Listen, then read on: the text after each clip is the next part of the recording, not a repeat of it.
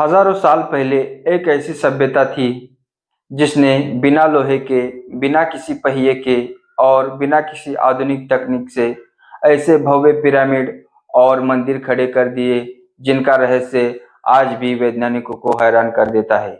यह है माया सभ्यता, एक ऐसी रहस्यमयी दुनिया जहां खगोल शास्त्रियों ने तारे पढ़ लिए थे और गणितज्ञों ने शून्य का आविष्कार कर लिया था और पुजारियों ने देवताओं को प्रसन्न करने के लिए इंसानों की बलि तक चढ़ा दी थी। लेकिन सवाल यह है कि इतनी महान सभ्यता अचानक लुप्त कैसे हो गई? जंगलों में उनके भव्य शहर अचानक वीरान कैसे हो गए? आइए जानते हैं एक ऐसी रहस्यमयी इतिहास की कहानी। दुनिया का इतिहास अनगिनत सभ्यताओं से भरा पड़ा है। मिस्र के पिरामिड, मेसोपोटामिया की नगर राज्य संस्कृति, सिंधु घाटी की योजनाबद्ध नगरी, हर सभ्यता ने इंसानी विकास की कहानी को अलग अंदाज में लिखा। लेकिन इन सब के बीच माया सभ्यता एक ऐसा रहस्य है जिसने आधुनिक इतिहासकारों और वैज्ञानिकों को भी हैरान कर दिया है। माया सभ्यता लगभग 2000 ईसा पूर्व से लेकर 16वीं शताब्दी तक मध्य अमेरिका में फली फूली। यह मुख्य रूप से आज के मेक्सिको, ग्वाटेमाला, बेलीज, होंडुरास और एल साल्वाडोर के क्षेत्रों में फैली हुई थी। इस सभ्यता को विशेष बनाती है उसकी विज्ञान, गणित, खगोलशास्त्र और वास्तुकला। वास्तुकला में अद्भुत प्रगति जो उस समय दुनिया की किसी भी अन्य सभ्यता से कहीं कहीं आगे थी। माया सभ्यता का सबसे बड़ा रहस्य है कि कैसे एक जंगलों और पहाड़ों में बसी सभ्यता ने इतनी उन्नत खगोलशास्त्रीय और गणितीय जानकारी हासिल कर ली। क्यों उन्होंने पिरामिड और मंदिर इतने जटिल ढंग से बनाए जिनका आज भी रहस्य सुलझाना कठिन है। उन्होंने समय और भविष्य की भविष्यवाणी इतनी सटीकता से कैसे कर दी, और सबसे बड़ा सवाल, इतनी महान सभ्यता अचानक क्यों गायब हो गई। यही सवाल माया सभ्यता को सिर्फ एक ऐतिहासिक घटना नहीं बल्कि एक रहस्य और रोमांच में बदल देता है। इतिहासकारों का मानना है कि माया लोग सिर्फ किसान या राजा नहीं थे, बल्कि खगोलविद, गणित तज्ञ, इंजीनियरिंग और कलाकार भी थे। वे सितारों की चाल को देखकर समय और मौसम की गणना करते। उन्होंने शून्य का इस्तेमाल सबसे पहले किया। उनके बनाए गए कैलेंडर इतने सटीक थे कि आज भी वैज्ञानिक हैरान हैं। फिर भी 9वीं शताब्दी के आसपास एक एक करके माया के बड़े शहर वीरान होने लगे। मंदिर, महल और पिरामिड जंगलों में छिप गए और अचानक दुनिया से गायब हो गई एक महान सभ्यता। इसी कारण माया सभ्यता को अक्सर कहा जाता है the lost civilisation of the world, दुनिया की खोई हुई सभ्यता। माया सभ्यता की शुरुआत लगभग 2000 ईसा पूर्व मानी जाती है। उस समय यह क्षेत्र गहरे जंगलों, दलदलों और पहाड़ी इलाकों से भरा हुआ था। इन कठिन परिस्थितियों में भी माया लोगों ने अपनी एक अद्भुत और संगठित सभ्यता खड़ी की। माया सभ्यता एक केंद्र था मध्य अमेरिका। यह क्षेत्र आज के दक्षिणी मेक्सिको, ग्वाटेमाला, बेलीज, होंडुरास और एल साल्वाडोर में फैला हुआ था। यह इलाका पूरी तरह एक जैसा नहीं था। कई घने वर्षा वन, कई पहाड़ और घाटियां तो कई शुष्क मैदान। माया लोग इन अलग अलग परिस्थितियों में ढलकर अपने नगर बसाते गए। इतिहासकारों के अनुसार माया सभ्यता ने धीरे धीरे अपने नगर राज्य बसाना शुरू किए। हर शहर राज्य का अपना राजा होता था, अपनी सेना और अपनी प्रशासकीय व्यवस्था इन नगरों के केंद्र में होते थे। भव्य मंदिर, विशाल पिरामिड और राजाओं के महल। इन इमारतों का निर्माण सिर्फ पत्थर और लकड़ी से किया जाता था। आश्चर्य की बात यह है कि माया लोगों को न तो लोहे का पता था, नहीं पहिए का सही उपयोग। इसके बावजूद उनकी वास्तुकला इतनी उन्नत थी कि आज भी लोग हैरान रह जाते हैं। माया सभ्यता में कई बड़े और प्रसिद्ध नगर थे, जैसे टिकाल, ग्वाटेमाला में सबसे बड़ा और शक्तिशाली शहर, चिचेन इत्जा अपने विशाल पिरामिड के लिए प्रसिद्ध, कोपान होंडुरास में अपने पत्थर की मूर्तियां और लेखों के लिए मशहूर, पालेके मेक्सिको अपने सुंदर महलों और मंदिरों के लिए, उस्कमल, युकाटन प्रायद्वीप में जादूगर के पिरामिड के लिए प्रसिद्ध। यह शहर न सिर्फ धार्मिक और राजनीतिक केंद्र थे बल्कि यहाँ कृषि, व्यापार और ज्ञान का भी विकास हुआ। माया लोग मुख्य रूप से कृषि पर निर्भर थे। वे मक्का को अपनी सबसे महत्वपूर्ण फसल मानते थे। इसके अलावा सेम, कद्दू, मिर्च और कोको, जिससे चॉकलेट बनी, भी उगाते थे। उनके लिए कोको इतना महत्वपूर्ण था कि कभी-कभी इसे मुद्रा की तरह भी इस्तेमाल किया जाता था। कृषि के साथ साथ वे व्यापार भी करते थे। जेड, ऑब्सिडियन, ज्वालामुखीय पत्थर, कपड़े और मिट्टी के बर्तन उनके व्यापार की मुख्य वस्तुएं थी। इस प्रकार माया सभ्यता ने कठिन भौगोलिक परिस्थितियों के बावजूद अपने नगर बसाए, अद्भुत वास्तुकला का विकास किया और एक संगठित समाज की नींव रखी। यहीं से शुरू होती है उनकी अद्वितीय प्रगति, जिसमें गणित, खगोलशास्त्र और समय की गणना जैसी चीजें शामिल थी। माया सभ्यता की सबसे बड़ी पहचान उसके भव्य नगर और अद्भुत वास्तुकला है। जंगलों और पहाड़ों के बीच बसे ये नगर आज भी दुनिया को चकित करते हैं। माया सभ्यता के नगर राज्य अपने आप में स्वतंत्र थे। हर नगर का एक राजा होता था जो धार्मिक और राजनीतिक दोनों ही प्रमुख की भूमिका निभाता था। नगर की योजना अत्यंत व्यवस्थित होती थी। केंद्रीय क्षेत्र, यहाँ मंदिर, पिरामिड और महल बनाए जाते थे। आवासीय क्षेत्र, आम जनता और शिल्पकारों के घर। बाजार, व्यापार और वस्तुओं की अदला बदली का स्थान। खेल का मैदान, माया लोग बॉल गेम खेलते थे जो धार्मिक महत्व भी रखता था। माया सभ्यता के पिरामिड उनकी वास्तुकला का सबसे अद्भुत हिस्सा है। ये सिर्फ मकबरे या पूजा स्थल नहीं थे बल्कि खगोल शास्त्रीय वेधशालाएं भी थे। चिचेन इत्जा का पिरामिड, यह पिरामिड खगोल शास्त्र का अद्भुत उदाहरण है। साल में 2 बार विषुव सूर्य की किरणें ऐसी पड़ती है कि सीढ़ियों पर सर्प की आकृति दिखाई देती है। टिकाल के पिरामिड, ग्वाटेमाला के इन ऊंचे पिरामिडों से माया लोग सूर्य और चंद्रमा की स्थिति देखते थे। उस्कमल का पिरामिड ऑफ द मैजिशियन, इसकी बनावट गोलाकार और रहस्यमयी है, जिसे देखकर आज भी वैज्ञानिक चकित होते हैं।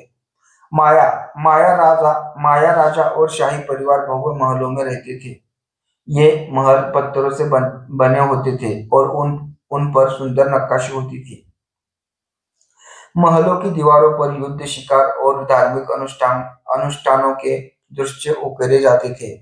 माया मूर्तिकला में देवताओं, योद्धाओं और राजाओं की अद्भुत प्रतिमाएं मिलती है। माया वास्तुकला का एक और अद्भुत पहलू है उनकी वेधशालाएं। उस्कमल और चिचन इत्जा में विशेष टावर बनाए गए थे जहां से सितारों और ग्रहों का अध्ययन होता था। माया लोग मानते थे कि देवता आकाशीय पिंडों में रहते हैं, इसलिए उन्होंने खगोल शास्त्र को धर्म से जोड़ दिया। हर नगर में एक विशेष खेल का मैदान होता था जहां माया लोग एक अजीब लेकिन रोमांचक खेल खेलते थे। यह खेल रबर की गेंद से खेला जाता था। खिलाड़ियों को अपने शरीर, हाथ और पैर छोड़कर से गेंद को ऊंचे छलों में डालना होता था।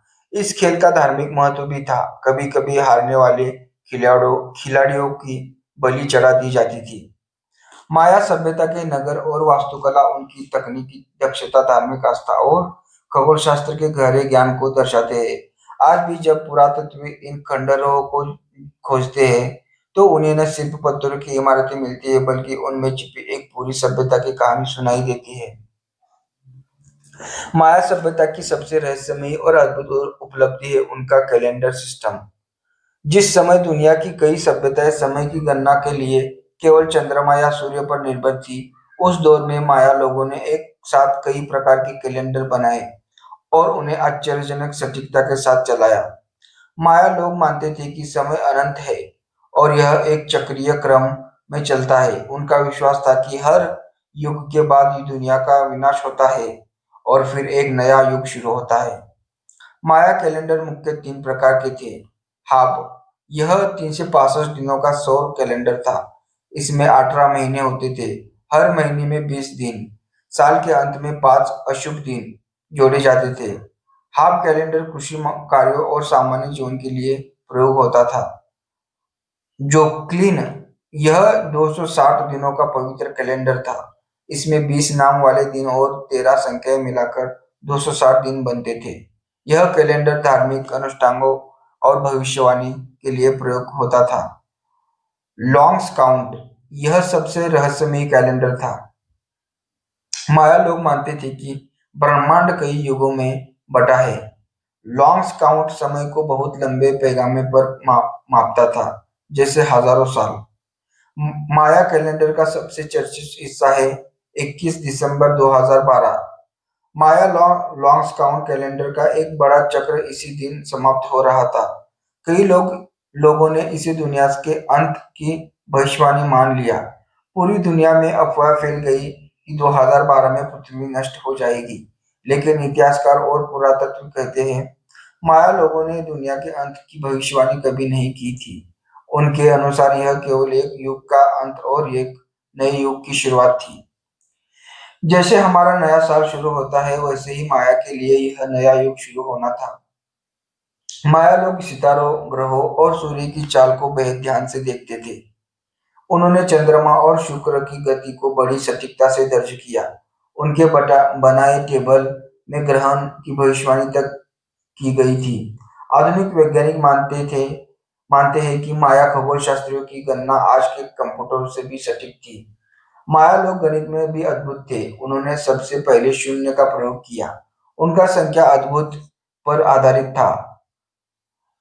छोटे छोटे बिंदुओं और रेखाओं से वे जटिल गणनाएं कर लेते थे।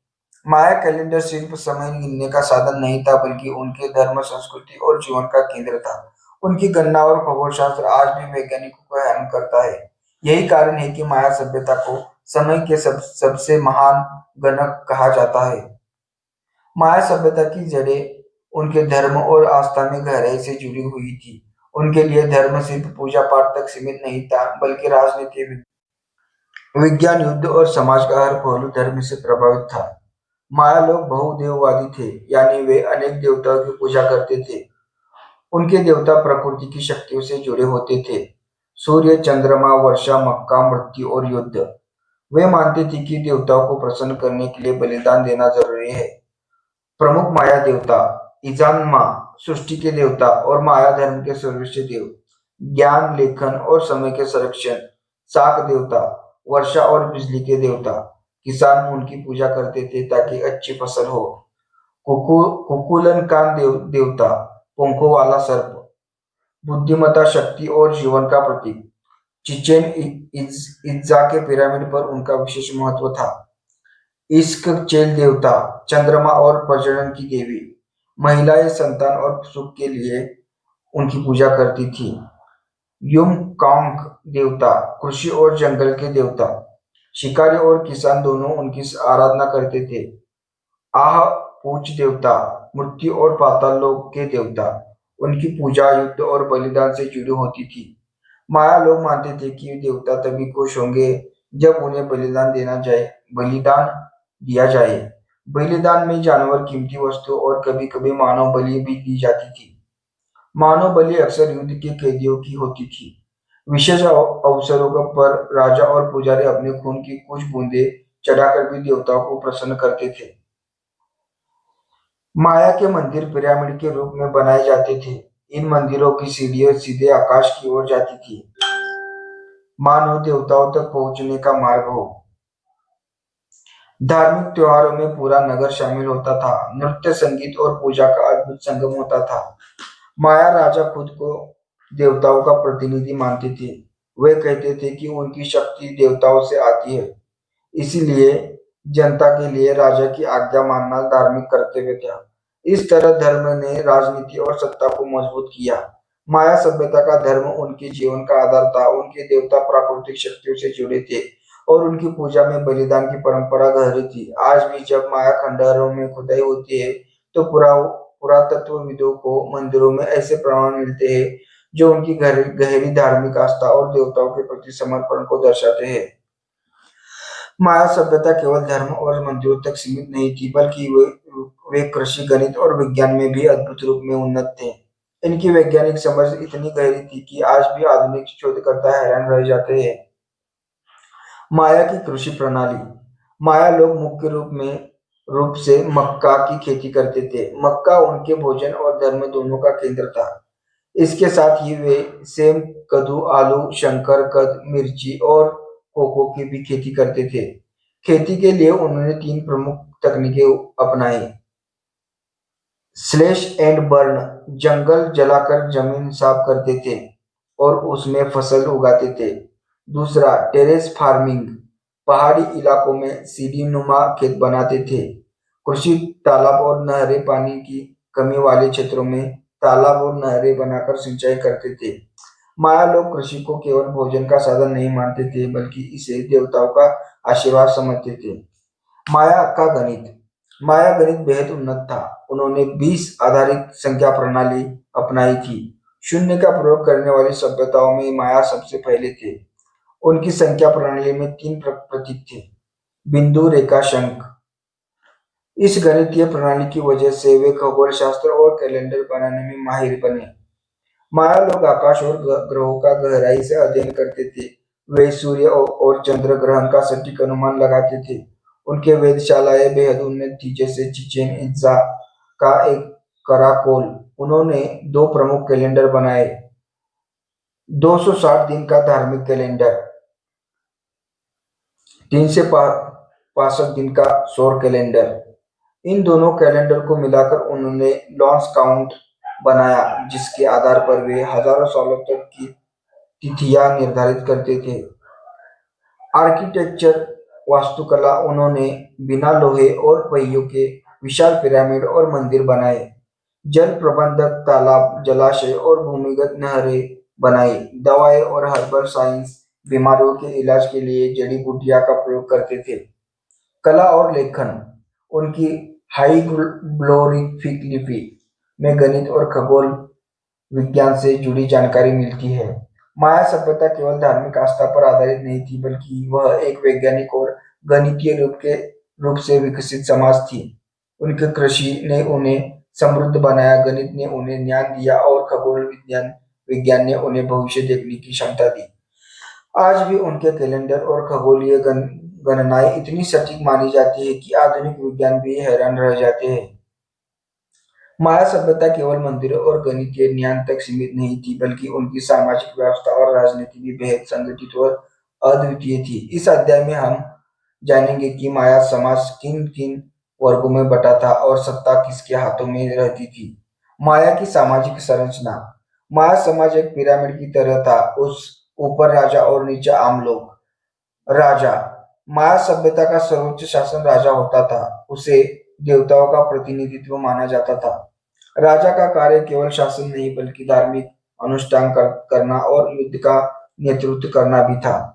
दूसरा, राजघराना और कुलीन। राजा के परिवार, योद्धा, मंत्री और बड़े भूमिधारी कुलीन वर्ग में आते थे। इन्हें विशेष अधिकार प्राप्त थे और ये आम जनता से कर वसूलते थे। तीसरा, पुजारी। पुजारियों का स्थान समाज में बेहद ऊंचा था। वे धार्मिक अनुष्ठानों, कैलेंडर और खगोलशास्त्र के विशेषज्ञ होते थे। राजा भी कई बार उनके मार्गदर्शन में फैसले लेता था। चौथा, योद्धा। माया समाज में युद्ध का बड़ा महत्व था। योद्धाओं को समान सम्मान और जमीन दी जाती थी। दुश्मनों को पकड़कर बलिदान के लिए लाना उनकी जिम्मेदारी थी। पांचवा, कला और शिल्पकार। मूर्तिकार, चित्रकार, वास्तुकार और लेखकों का सम्मान किया जाता था। उनकी कला मंदिरों और राजमहलों की दीवारों पर दिखाई देती थी। छठवां, किसान। समाज की रीढ़ किसान थे। वे ही मक्का, कोको, आलू और अन्य फसलें उगाते थे। अधिकांश जनसंख्या इसी वर्ग में आती थी। सातवां, गुलाम। युद्ध में पकड़े गए कैदी और गरीब लोग गुलाम बन जाते थे। उन्हें निर्माण कार्य, खेती और कभी-कभी बलिदान के लिए इस्तेमाल किया जाता था। माया की राजनीति। माया सभ्यता में सत्ता किसी एक राजा या साम्राज्य के अधीन नहीं था। शहर राज्य, माया सभ्यता कई स्वतंत्र शहरों राज्यों जैसे टिकल, कोपान, पलेत्स्के, कालाकमुल में बटी हुई थी। हर शहर राज्य का अपना राजा होता था और वे अक्सर एक दूसरे से युद्ध करते रहते थे। इससे माया सभ्यता में कभी एकजुटता नहीं बनी और यह उनकी कमजोरी कमजोरी भी थी। युद्ध और विस्तार। माया राजा अपनी शक्ति बढ़ाने के लिए युद्ध करते थे। युद्ध का उद्देश्य सिर्फ जमीन पर कब्जा करना नहीं था, बल्कि कैदियों को पकड़कर देवताओं को बलिदान करना भी था। युद्ध में जितना जितने जीतने वाले राजा का प्रतिष्ठा और धार्मिक महत्व दोनों बढ़ जाता था। न्याय और कानून। माया सभ्यता में कानून और न्याय व्यवस्था थी। अपराधियों को दंड दिया जाता था, जैसे जुर्माना, गुलामी या बलिदान। पुजारियों और कुलियों का कानून पर अधिक प्रभाव था। माया समाज बेहद संगठित, धार्मिक और युद्ध प्रिय था। राजा को देवताओं का प्रतिनिधि मानकर पूजा जाता था। पुजारियों के पास ज्ञान और शक्ति दोनों थी। किसानों और गुलामों के श्रम पर पूरी सभ्यता टिकी थी। लेकिन शहर राज्यों के बीच आपसी विरोध और युद्ध ने इस महान सभ्यता को कमजोर कर दिया।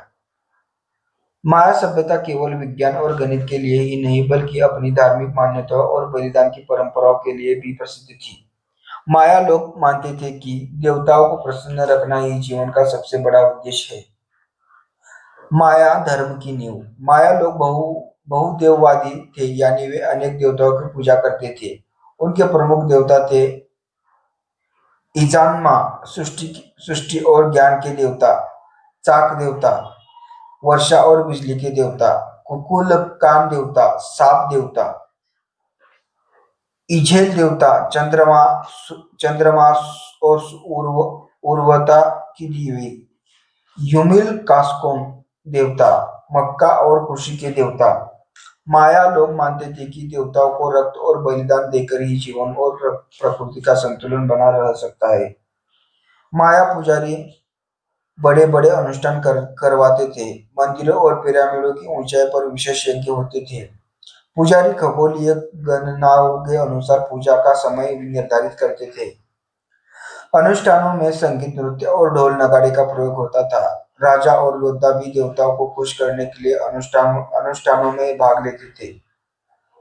माया लोग मानते थे कि मानव रक्त देवताओं को सबसे प्रिय है। राजा, रानी और कुलीन लोग स्वयं के शरीर को छेद कर रक्त अर्पित करते थे।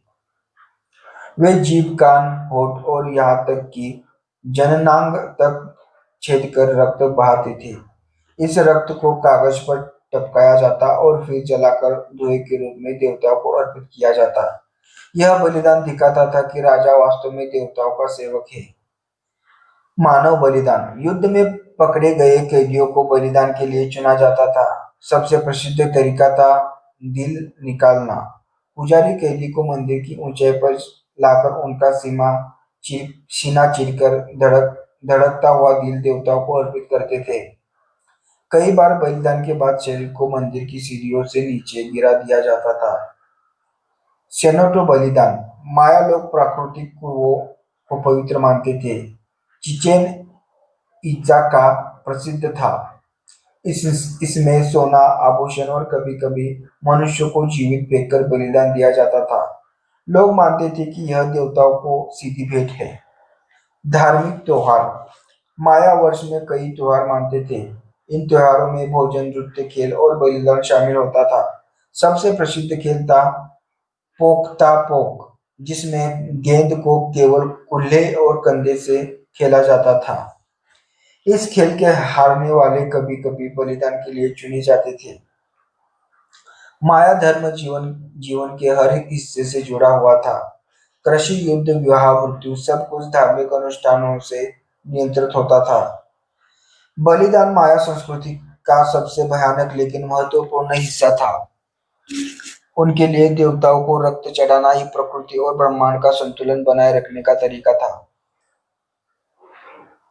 इतनी समृद्ध, शक्तिशाली और वैज्ञानिक रूप से उन्नत सभ्यता अचानक कैसे ढह गई? यह प्रश्न आज भी इतिहासकारों और वैज्ञानिकों को परेशान करता है। माया सभ्यता का पतन किसी एक घटना से नहीं, बल्कि कई कारणों से हुआ। कृषि संकट और अकाल। माया सभ्यता की रीढ़ उनकी कृषि प्रणाली थी, लेकिन लगातार खेती और जंगलों की कटाई से मिट्टी की उर्वरता घट गई। लंबे समय तक चले सूखे ने स्थिति और खराब कर दी। पानी की कमी के कारण खेत बंजर होने लगे और भोजन की भारी कमी हो गई। अकाल और भूख के समाज की नींव को हिला दिया। लगातार युद्ध। माया सभ्यता के शहर राज्य आपस में लगातार युद्ध करते रहते थे। राजा और शासन अपनी शक्ति बढ़ाने के लिए पड़ोसी राज्यों पर हमला करते थे। युद्धों में कैदी पकड़ना और बलिदान करना एक आम परंपरा बन गई थी। इसमें जनसंख्या घटने लगी और समाज अस्थिर हो गया। राजनीति अस्थिरता। माया समाज एकीकृत साम्राज्य नहीं था, बल्कि कई छोटे छोटे राज्य थे। जब संकट बढ़ा तो इन राज्यों ने एक दूसरे की मदद करने के लिए बजाय अपनी संघर्ष शुरू कर दिए। राजनीति व्यवस्था टूटने लगी और लोग अपने शासकों पर से विश्वास खोने लगे।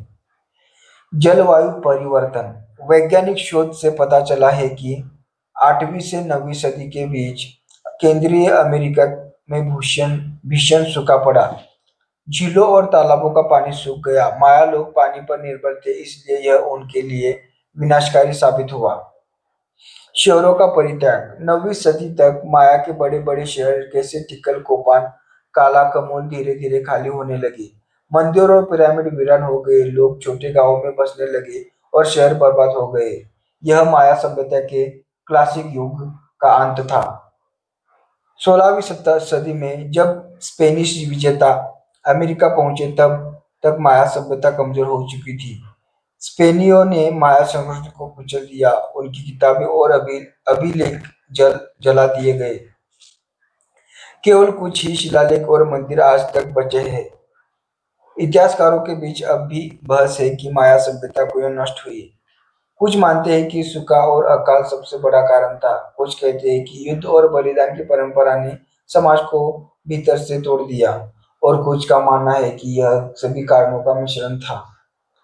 माया सभ्यता मानव इतिहास का एक अनोखा अध्याय है। उन्होंने विज्ञान, गणित और वास्तुकला में अद्भुत उपलब्धियां हासिल की, लेकिन प्रकृति, राजनीति और युद्धों ने उनकी शक्ति को छिन्न भिन्न कर दिया। आज उनके खंडहर हमें यह सिखाते हैं कि कोई भी सभ्यता कितनी भी महान हो क्यों न हो, अगर प्रकृति और समाज के संतुलन को न समझे तो उनका अंत निश्चित है। माया सभ्यता लगभग एक हजार साल तक दुनिया से छिपी रही। उनके मंदिर जंगलों में ढक गए, उनकी किताबें जल गई और उनकी भाषा भी खो गई। लेकिन आधुनिक युग में जब विद्वानों ने उनकी खोज की तो पूरी दुनिया दंग रह गई।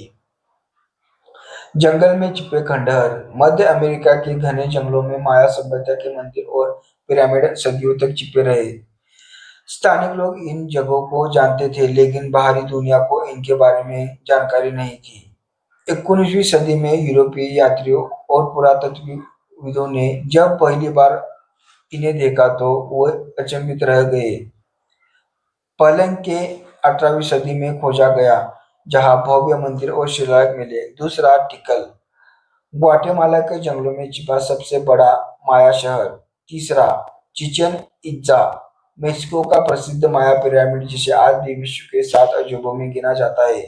चौथा, कोपान, होडुरस का शहर, जहाँ खूबसूरत मूर्तियां और हाइग्लोरिफिक सीढ़ियां मिली।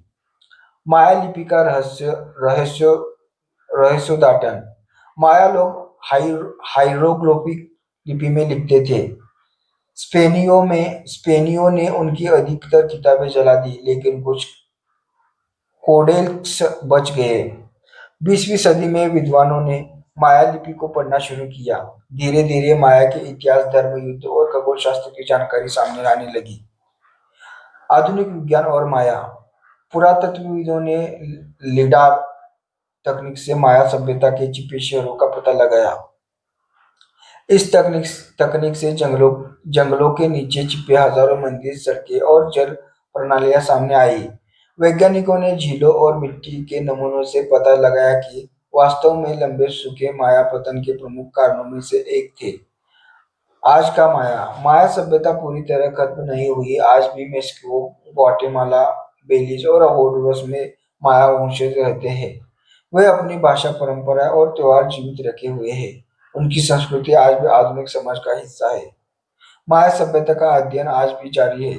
उनकी गणितीय और खगोलीय समझ हमें चकित करती है। उनकी वास्तुकला और मंदिर दुनिया भर के पर्यटकों को आकर्षित करते हैं, और उनकी विनाश की कहानी हमें यह सिखाती है कि प्रकृति और समाज के बीच संतुलन बनाए रखना कितना आवश्यक है। माया सभ्यता केवल अतीत की कहानी नहीं है, बल्कि यह वर्तमान और भविष्य के लिए भी एक चेतावनी है।